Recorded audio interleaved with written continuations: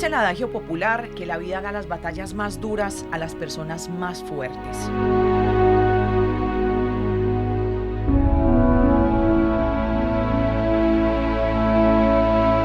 Pero ni las pruebas más dolorosas han apagado la sonrisa de su rostro y la nobleza de su corazón. Soy Teresita Gaviria Urrego. Soy la directora y fundadora de los Caminos de Esperanza, Madres de la Candelaria. La solidaridad es la ternura de los pueblos. La solidaridad es la ternura de los pueblos.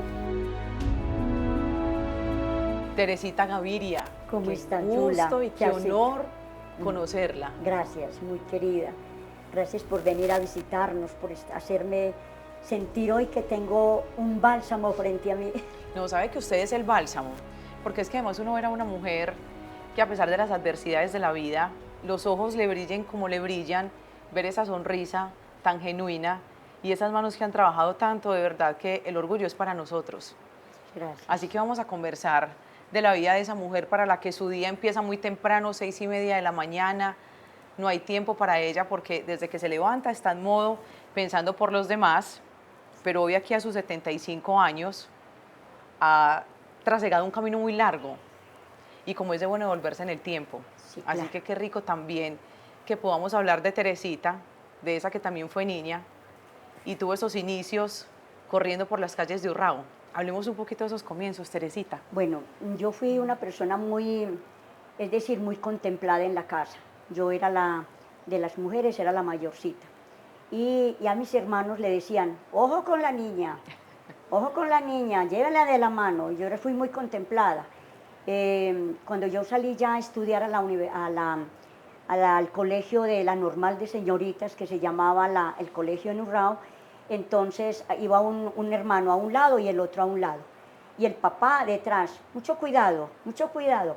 Entonces de verdad que fue una niñez muy, muy, muy agradable hasta que murió mi mamá. Cuando murió mi mamá, yo creí que las personas se morían pero podían volver. Y en ese cuento nos llevaba mi papá. Es como el cuento cuando nace un niño. Eso lo trajo la cigüeña, ustedes estaban dormidos y llegó una persona, un ángel y lo puso en el rincón. Bueno, era un montón de cuentos raros y nosotros nos tragábamos esos cuentos hasta los 14 años. Cuando fue el papá a ponerme unas aretas debajo de la almohada un 24 de diciembre, y le dije, opa, opa, yo ya sé quién es el niño Jesús, póngase la ropita.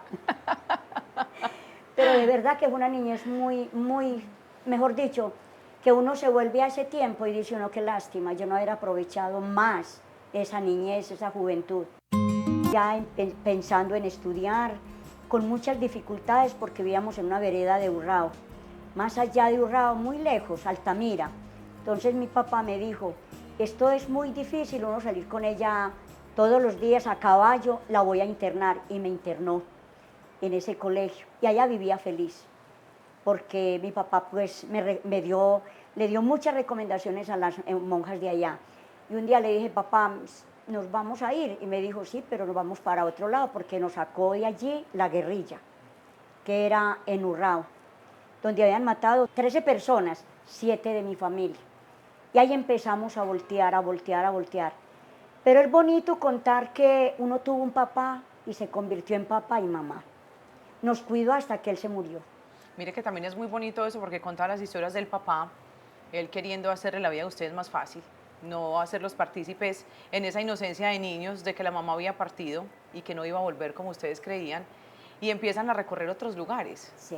Entonces tienen que salir de Urrao, del pueblo de ustedes, irse para otra parte, pero siempre escucho esas historias del papá y qué rico haberlo conocido porque es que les transmitía mucha tranquilidad en medio de una situación de pronto difícil y que uno de niño no comprendía tanto. Sí. Mira, nosotros de Urrao, de la finca, pasamos a Tarazá. Allá construimos con muchos esfuerzos, mi papá, una casita, pues, y a cultivar el coco. También había mucho coco allá y vivía de la pesca, pues nosotros no acostumbramos a comer pescado y ahí aprendimos a comer pescado y a pescar. Mi papá tenía una idea muy interesante que decía, a los muchachos hay que enseñarles a pescar, no darles el pescado. Muy rico ustedes comerlo frito. Y yo decía, ¿y cómo hacemos? ¿Y cómo hacemos? Mire, hicimos muy fácil, lo vimos a él pescando y luego organizándolo, y yo no sabía ni cocinar, y todavía no sé cocinar, porque yo fui muy contemplada en mi niñez, mi juventud, y después de casada, yo fui muy distinta a todas las niñas, pero por eso me dolía mucho cuando me regañaban en el colegio. Me regañaban o me hacían mala cara y me decía, no, vuelvo aquí. Cambiaba de colegio porque me hicieron mala cara. Entonces, mire, eso no era crecimiento para una joven, para una niña, para una señorita como me trataban en esa época. Bueno, estuvimos en Tarazá y empezamos a ver la gente armada con ACU. Mi papá dijo, no, mis hijos no los voy a poner en estos problemas. Yo me voy a ir.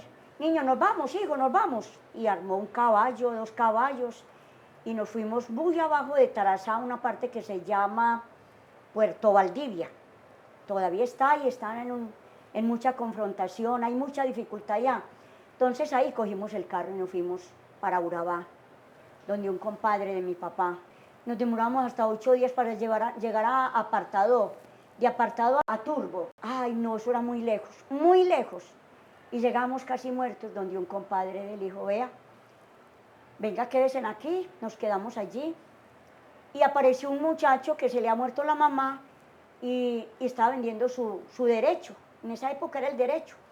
Y mi papá le compró 150 pesos el derecho y allí nos quedamos nosotros.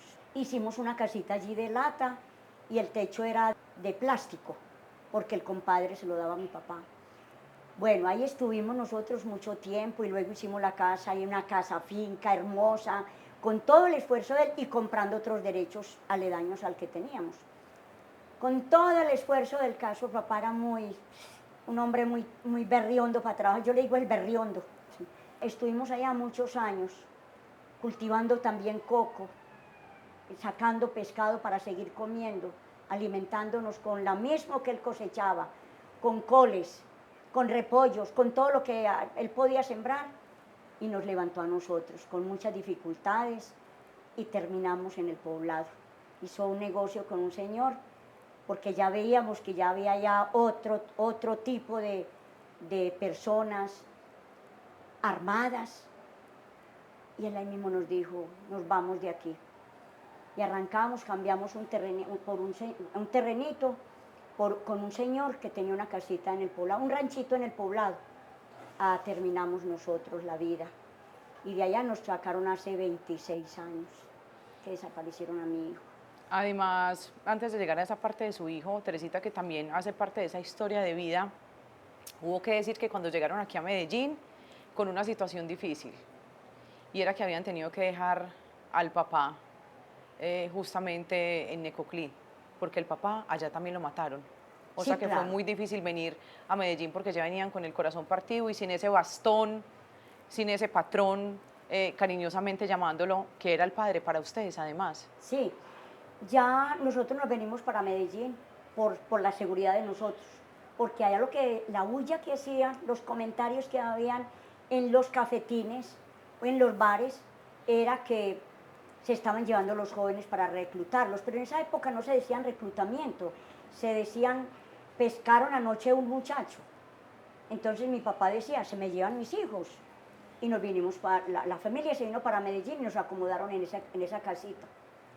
Después, a lo mucho tiempo, él nos mandaba la comida, nos mandaba los víveres de allá. Y al mucho tiempo, asesinan a mi papá.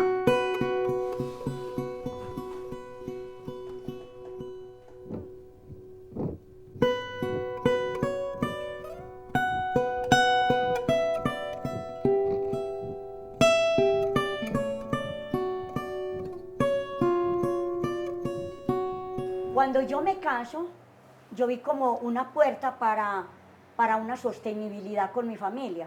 Y qué dolor, me casé con un señor que no, me dio mucho garrote y me tuve que salir del lado de él, abandonarlo, pero con mis hermanitos, con mis hermanos.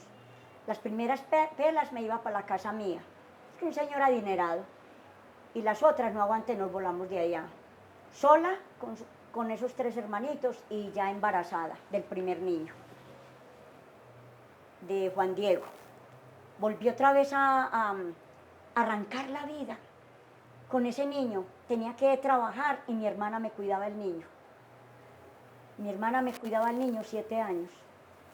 7 años, vuelve el hombre y me busca y me pone el otro muchachito. Y otra pela. Y ahí sí, me separé del todo, otra pela. Entonces mira que la vida mía fue muy difícil. Una vida que la gente no alcanza a dimensionar. Vamos a rezar una oración por todos los desaparecidos. Mis hijos, no, qué alegría yo tener 2 hijos, 2 hombres. El mayor, pues Juan Diego, un señorazo hoy.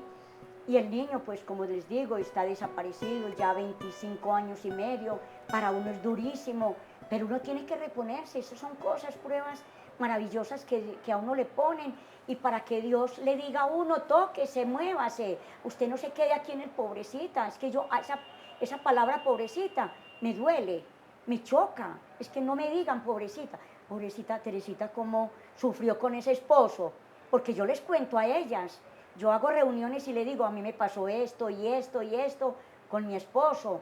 Yo lo respetaba inmensamente. En esa época nosotros no podíamos denunciar nada. Es que tu mamá, tus papás te van a contar. Las mujeres íbamos a denunciar. Algo le hiciste a ese señor, porque el señor es un señorazo. Yo decía, pero ¿qué apoyo tengo yo? Este señor no sabe las dificultades en que yo estoy.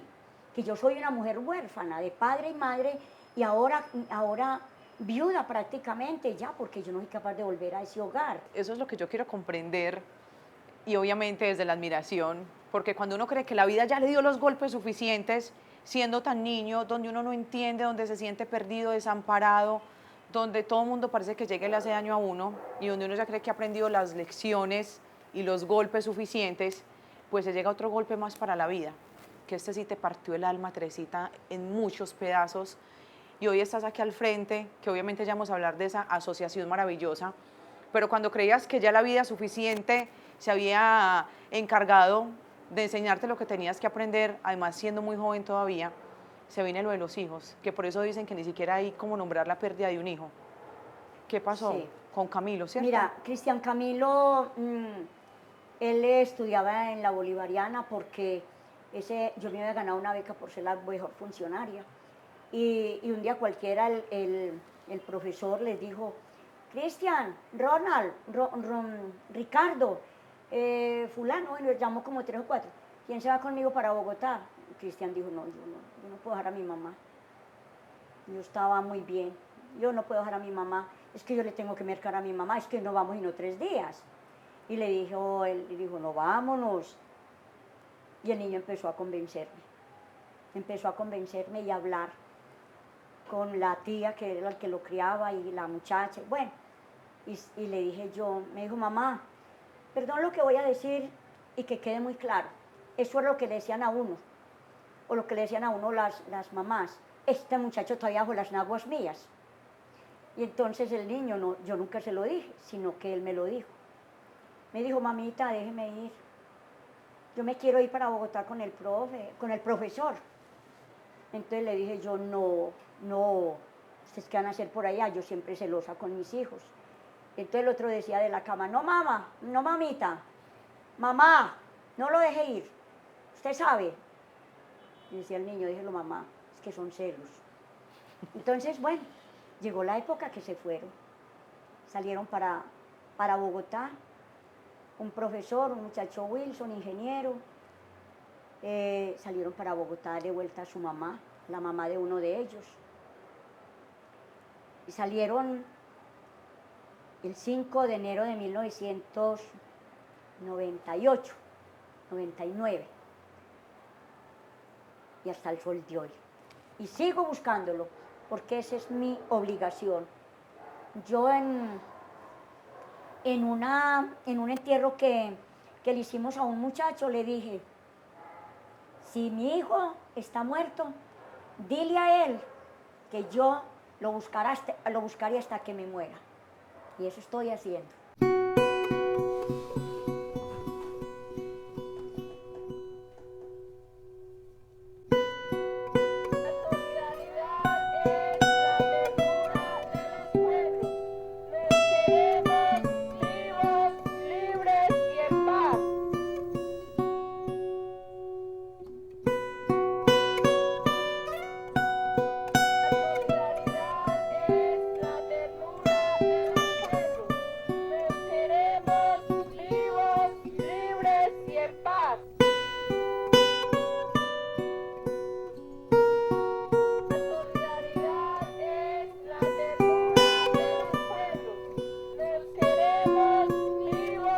que tenemos los hijos desaparecidos, no tenemos una tumba donde llorar, ni una tumba donde colocarle una cruz, ni ponerle una flor, pero tenemos las esperanzas de encontrarlos, vivos o muertos, pero esa es la realidad. Y una madre no se cansa de esperar, una madre no se cansa de llorar y sigue buscando sus hijos y sigue buscando sus familiares. Hablemos un poquito como del dolor de ese corazón partido en mil partes, como lo decíamos ahorita. Nace un proyecto que llena de vida, de esperanza y de herramientas para las mujeres que también han pasado por la situación que en algún momento pasaste, no una vez, sino muchas veces, porque pasó con muchos familiares. Empezamos con 5 mujeres y hoy ya vemos 896 mujeres buscando nuestros familiares. Compramos esta oficina, la adoptamos de computadores, ya había que enseñarles a las mujeres a manejar computadores, máquinas de escribir. No, eso fue un paseo. Luego las otras no quisieron seguir. Entonces le dije, bueno, vamos a empezar a hacer unos bolsos, porque vimos una señora que tenía muy buenas habilidades para el bordado y empezamos a estudiar. Ana de Dios, está María Elena Cadaví, entonces empezamos a aprender a hacer bordados.